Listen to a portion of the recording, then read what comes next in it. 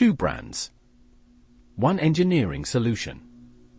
But two very different stories. Today we're talking about shaft drive motorcycles, a technology that defined both BMW and Moto Guzzi for decades. But here's the twist: BMW is slowly walking away from it, while Moto Guzzi is doubling down. Why? Let's find out. Hello everyone, and welcome back to Moto Experience. I've been riding motorcycles for over 50 years, and one thing I've always loved is the simplicity, durability, and personality of shaft drive bikes. BMW and Moto Guzzi are the two brands most people think of when we talk about shafts. But today, they're heading in two completely different directions. Moto Guzzi builds all their bikes with shafts. BMW barely uses shafts anymore.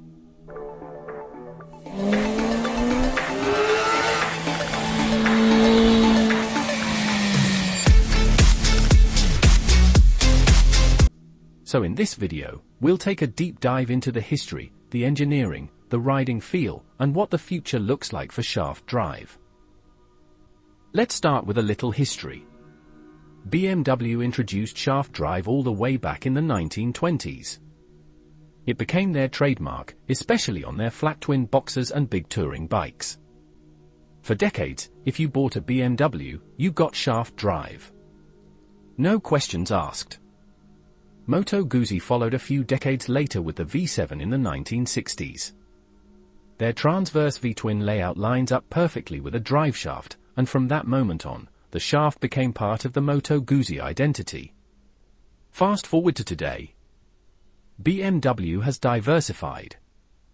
Chains, belts, different platforms, different engines. Meanwhile, Moto Guzzi is all in.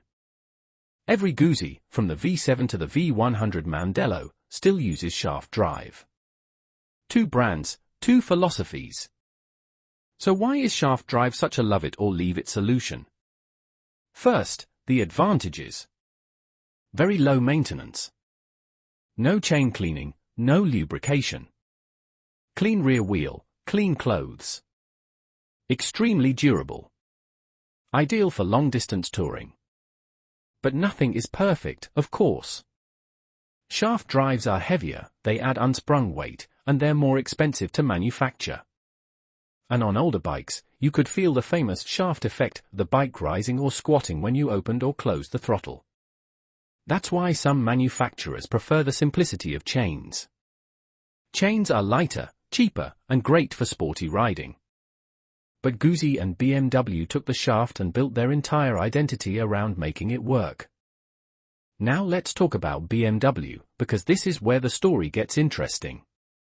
For decades, every BMW touring or boxer bike had a shaft. But the motorcycle world changed, and BMW changed with it. To compete in the midweight adventure market, BMW needed lighter and more affordable bikes.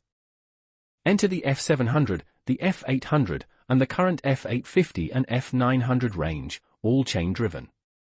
They're sport bikes, like the S1000RR and XR. Chain-driven.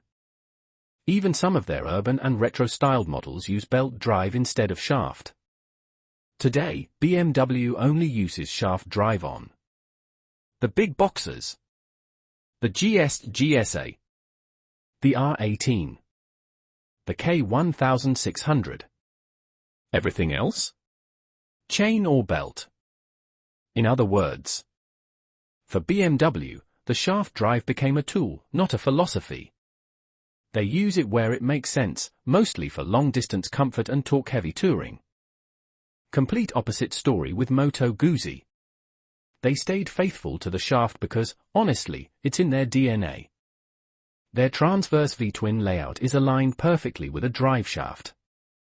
Switching to a chain or belt would require re-engineering the entire platform. And more importantly, Guzzi riders love the character it brings. Guzzi riders want simplicity. They want durability. They want that mechanical honesty. And the brand knows it. In fact, the modern Guzzis, especially the V100 with its single-sided swing arm, show how far they've refined the system. Little torque reaction, smooth delivery, and still unmistakably Moto Guzzi.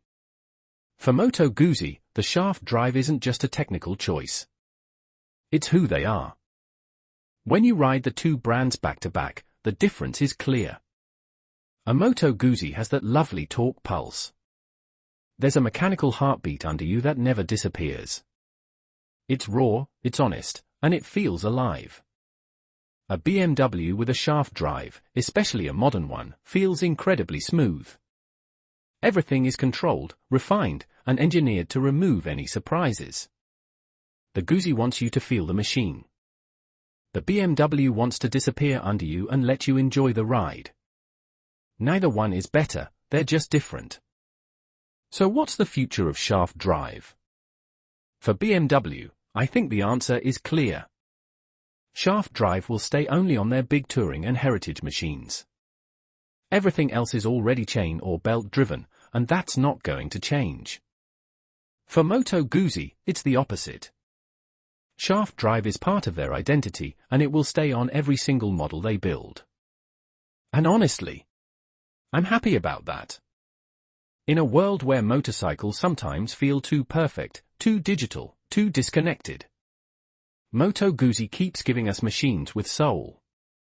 So there you have it, two brands that started from the same idea, but ended up on completely different paths. BMW uses shaft drive where it makes sense.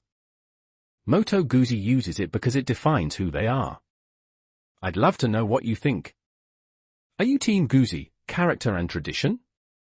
Or Team BMW, smoothness and refinement? Let me know in the comments. And if you enjoyed the video, feel free to subscribe for more motorcycle stories, comparisons, and riding experiences. Thanks for watching, and as always, ride safe.